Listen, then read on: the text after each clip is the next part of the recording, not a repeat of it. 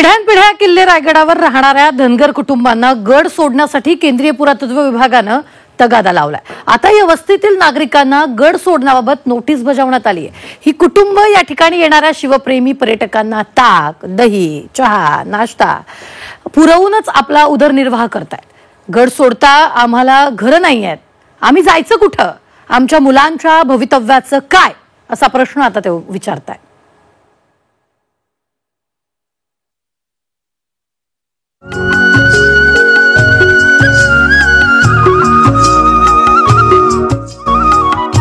ही आहे किल्ले रायगडावरच्या धनगर समाजाची वस्ती।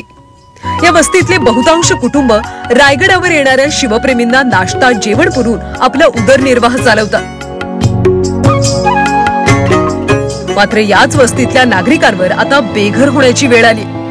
या धनगर समाजाच्या वस्तीतल्या नागरिकांना गड सोडण्यासाठी केंद्रीय पुरातत्व विभागाने नोटीसा बजावल्या। त्यामुळे त्यांच्या पुढे आता मोठं संकट उभं ठाकलंय। नोटीस आलेलं आहे की गडावरून खाली उतरायचं का, तर गडावरती अतिक्रमण केलेलं असं। अतिक्रमण कशाला म्हणतात की जर पक्की घरं बांधली असतील तर ते अतिक्रमण। तुम्ही येऊन बघू शकता, आमची घरं साधी आहेत, दगडामातीची आणि वरती कापड टाकलेले, ही साधी घर आहेत। याला अतिक्रमण म्हणतात का हे तुम्ही सांगा। आणि काही अतिक्रमण नाही, 7वी पिढी चालू आमची इथे, आणि आमचा व्यवसाय हा इथे ताकाधंद्याचा, सरबतचा आणि जेवणाचा हा व्यवसाय आमचा, त्याच्यावरतीच आमच्या सर्वांचा उदरनिर्वाह। आमची बघा लहान लहान मुलं आहेत, ही शाळेत जातात, वरून खालून रोज डेली वरती येतात शाळेची मुलं। आता तुम्ही सांगा, जर हे खाली केल्यानंतर आम्ही जायचं कुठे? पिढ्यानपिढ्या रायगडावर राहणाऱ्या धनगर समाजाच्या वस्तीतल्या नागरिकांनी गड सोडल्यास आम्ही जायचं कुठे, असा सवाल उपस्थित करत गड खाली करण्यास नकार दिलाय। आमची इथे 7वी पिढी आहे, 7वी ते 6वी। आमची मुलं पण अजूनपर्यंत बत्तीवरती अभ्यास करतात, त्यांना लाईट नाही, काही नाही। त्या दिवशी पण राजांची राणी आली, त्या आम्हाला स्टॉल वगैरे लावून देत नव्हत्या।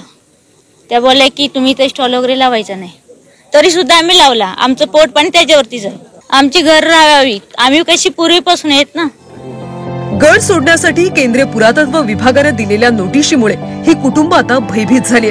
आता पावसाळा सुरू असताना जायचं कुठे, असा प्रश्न या वस्तीतल्या नागरिकांसमोर आवासून उभा ठाकलाय। इथल्या नागरिकांना रोजगार हमी योजना मंत्री भरत गोगावलेंचं छत्रपती संभाजीराजेंनी धीर दिलाय।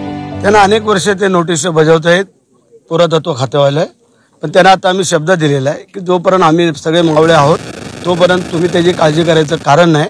ते त्यांचं काम करतील, आम्ही तुमच्या पाठीमागे ठाम उभं राहून तुम्हाला कोणालाही एकी तुमचं घर आणि तुमचा व्यवसाय इथनं हलवून देणार नाही, हा आमचा शब्द आहे। माझी जबाबदारी आहे, जे रायगडला पोषक आहे, जे शिवाजी महाराजांना शोभनीय आहे, त्याच गोष्टी तर राहणार, त्याच गोष्टी तर राहणार, हा माझा शब्द आहे तुम्हाला। पण ह्याचा अर्थ नाही अतिक्रमण काढत असताना तेवढाच माझं संरक्षण सुद्धा इथल्या धनगर समाजाचे जे लोक इथे वर राहतात त्यांच्यासाठी सुद्धा असणार आहे। झोपडीवजा असलेल्या रायगडावरच्या धनगर समाजाच्या वस्त्या उठवण्यासाठी यापूर्वी सुद्धा नोटिसा बजावण्यात आल्या होत्या। मात्र स्थानिक नागरिकांचं शिवप्रेमी संघटनांनी त्याला विरोध केला। आता पुन्हा केंद्रीय पुरातत्व विभागाने नोटिसा बजावल्यानं इथल्या वस्तीतले नागरिक आता मोठ्या संकटात सापडलेत। प्रफुल्ल पवार, झी 24 तास, रायगड।